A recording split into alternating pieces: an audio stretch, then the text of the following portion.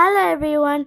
Today we're going to read the story Harold and the Purple Crayon. What's your favorite color? I want to know in the comments. And do you know that Harold and the Purple Crayon is a Netflix series? I hope you guys know and watched it because the movie was actually very nice. Let's get into the story. Harold and the Purple Crayon. One evening, after thinking it over for some time, Harold decided to go for a walk in the moonlight. There wasn't any moon, and Harold needed and he needed something to walk on. He made a long straight path so he wouldn't get lost, and he set off on his walk, taking his big purple crayon with him. But he didn't seem to be getting anywhere on the long straight path. So he left the path for a shortcut across the field, and the moon went with him. The shortcut led right to where Harold through thought a forest ought to be.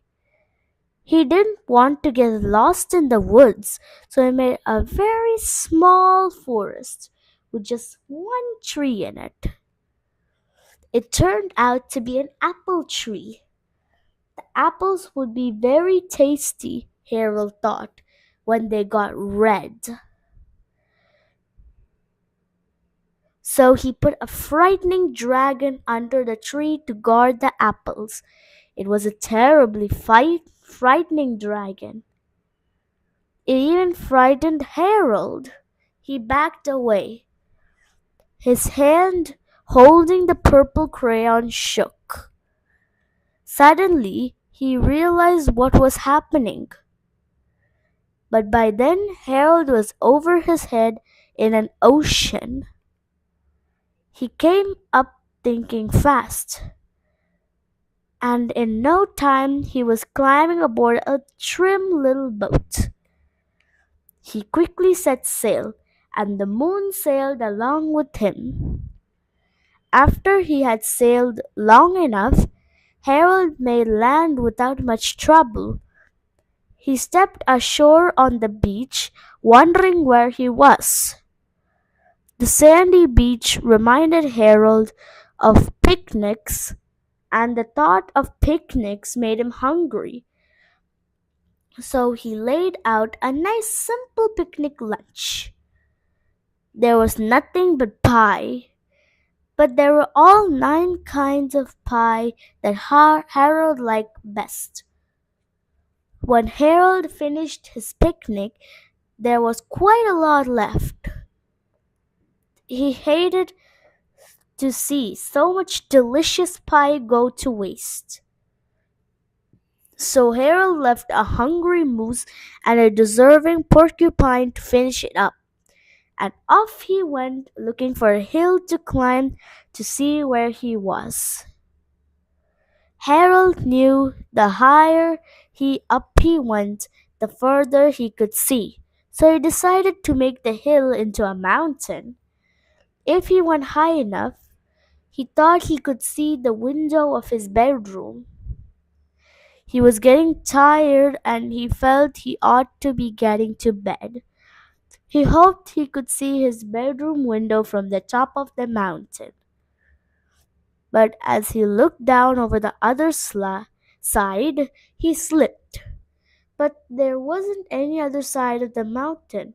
He was falling in thin air. But luckily, he kept his wits and his purple crayon.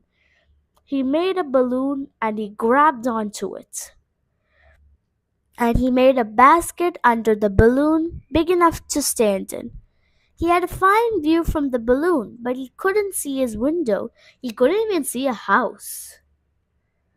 So he made a house with windows, and he landed on the balloon on the grass in the front yard. None of the windows was his window. He tried to think where his window ought to be. He made some more windows. He made a big building full of windows. He made lots of buildings full of windows. He made a whole city full of windows. But none of the windows was his window. He couldn't think where it might be. He decided to ask a policeman. The policeman pointed the way Harold was going anyway, but Harold thanked him, and he walked along with the moon, wishing he was in his room and in bed. Then suddenly Harold remembered. He remembered where his bedroom window was when there was a moon. It was always right around the moon. Then Harold made his bed. He got in and drew up the covers. The purple crayon dropped on the floor and Harold dropped off to sleep. The end.